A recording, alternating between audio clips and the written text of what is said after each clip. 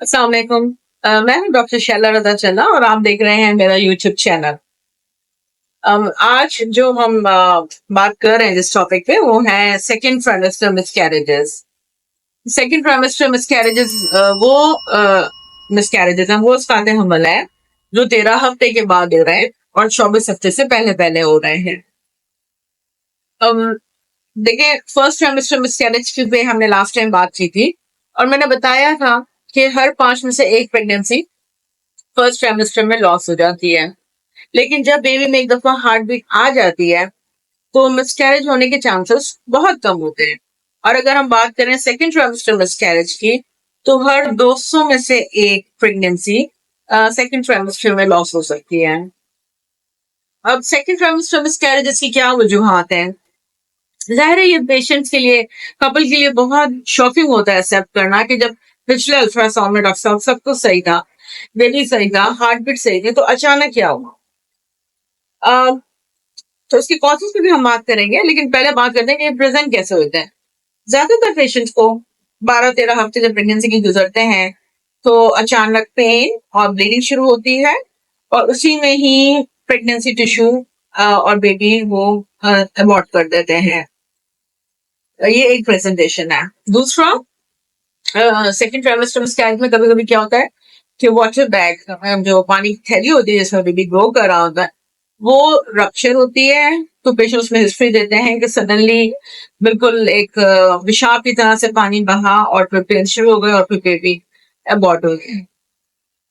और थर्ड जो होती है सूरत हाल ये होती है कि सब कुछ सही जा रहा हो और फिर आप अल्ट्रासाउंड जब करते हैं तो देखने में आता है कि जो बेबी पहले ग्रो कर रहा था अब उसकी ग्रोथ स्टॉप हो गई है और हार्ट बीट बिल्कुल भी नहीं नजर आ रही है।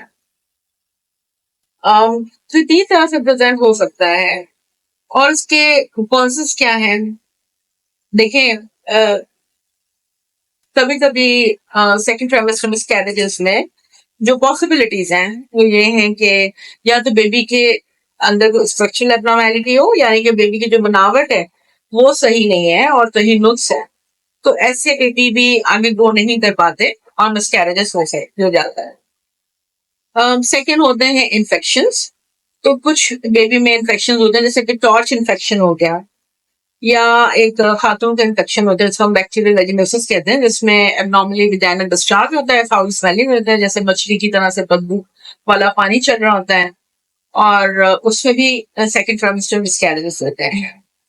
और थर्ड होते हैं क्रोमोसोमल प्रॉब्लम्स। अगर ऐसा बेबी, क्योंकि मैंने बताया था लास्ट टाइम भी कि 46 क्रोमोसोम्स होते हैं ह्यूमन बेबी में, 23 फ्रॉम मम एंड 23 फ्रॉम डैड, और अगर ये नंबर पूरा नहीं हो तो ऐसे क्रोमोसोमल एबनॉर्मल बेबीज भी स्टॉप हो जाते हैं, उनकी हार्ट बीट ग्रोथ करना बंद कर देते हैं। इसके अलावा जो कॉजेज हैं उनमें आते हैं कुछ, आप कह लें कि कुछ बॉडी के अंदर प्रोटीन्स बन रही होती हैं और ट्रिगरिंग कंडीशंस होती हैं, कुछ बॉडी के अंदर प्रोटीन्स बन रही होती हैं जो कि बेबी को ग्रो नहीं करने देती हैं। क्या मैकेनिज्म है जो अमलाल प्लेसेंटा है जो माँ से बच्चे तक ऑक्सीजन या न्यूट्रिशन प्रोवाइड कर रहा है, तो वहां पे उसकी वेसल्स में वो ब्लॉक कर देती है। वेसल्स में यानी कि लोथड़े जम जाते हैं, क्लॉट्स हो जाते हैं, जिसकी वजह से बेबी को food supply, oxygen supply disconnect हो जाती है। हम उसको कहते हैं थ्रोम्बोसिस करवाती हैं प्लेसेंटल वेसल्स से।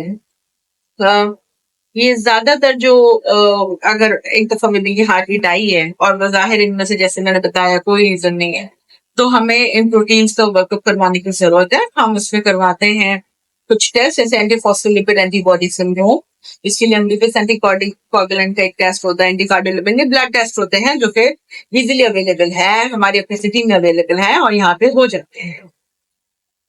हम तो ये करवाए जाते हैं। फिर आपका देखा जाता है कि आपकी मेडिकल हिस्ट्री कैसे रही है, यानी कि इससे पहले भी आपको ऐसा लॉस हो चुका है और सेकंड ट्राइमेस्टर लॉस हुआ है। तो उसमें हम जरूर कंसीडर करते हैं कि जो यूट्रस का जो लोअर पोर्शन होता है, इसको मुंह कहते हैं, इसको हम सर्विक्स कहते हैं, कभी कभी उसकी वीकनेस होती है। आपका सर्विक्स जो है वो शॉर्ट होना शुरू हो जाता है, जिसके नतीजे में अचानक पेन शुरू होते हैं या ज्यादातर मेम्ब्रेन्स रप्चर हो जाती है, लीकिंग शुरू हो जाती है और हमन जाया जाता है।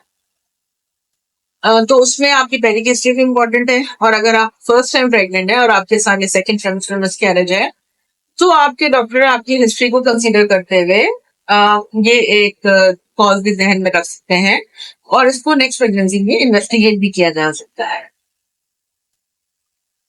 अब जब एक दफा मिसकैरेज हो गया है सेकंड ट्राइमेस्टर, तो जाहिर है कपल को बहुत थोड़ा टाइम लगता है इस न्यूज को एक्सेप्ट करने के लिए। अम, आपकी प्रेगनेंसी जब शुरू के 3 महीने गुजार कर आप जब आप नेक्स्ट दूसरे 3 महीने में दाखिल हो रहे होते हैं, तो जाहिर है वो प्लान करना शुरू कर देते हैं, बेबी की आमद को प्लान करना शुरू कर देते हैं, तैयारियां शुरू कर देते हैं। That's very difficult for them. और आपके पास में बहुत सारे सवालों के जवाब नहीं होते कि डॉक्टर साहब ये क्यों हुआ और अब इसको क्या किया जाए। तो देखिए सेकंड ट्राइमेस्टर जब मिसकैरेज होता है, तो उसके लिए फिर उसको कैसे मैनेज किया जाए, उसके लिए उस वक्त करंट सिचुएशन बहुत इंपॉर्टेंट है। यानी कि ऐसा तो नहीं कि आपको लीकिंग है, आपको पानी चल रहा है, आपको इन्फेक्शन का कोई एलिमेंट है, बुखार है, जिसको हम कहते हैं कि सेप्सिस का एक एलिमेंट होता है कि सेप्सिस एक कॉज हो सकता है, वो तो नहीं है। तो उसमें तो देखिए बहुत जल्दी ट्रीट करने की जरूरत है, माँ की सेहत के लिए इम्पोर्टेंट है कि ऐसे हमलोग को जल्द से जाया किया जाए।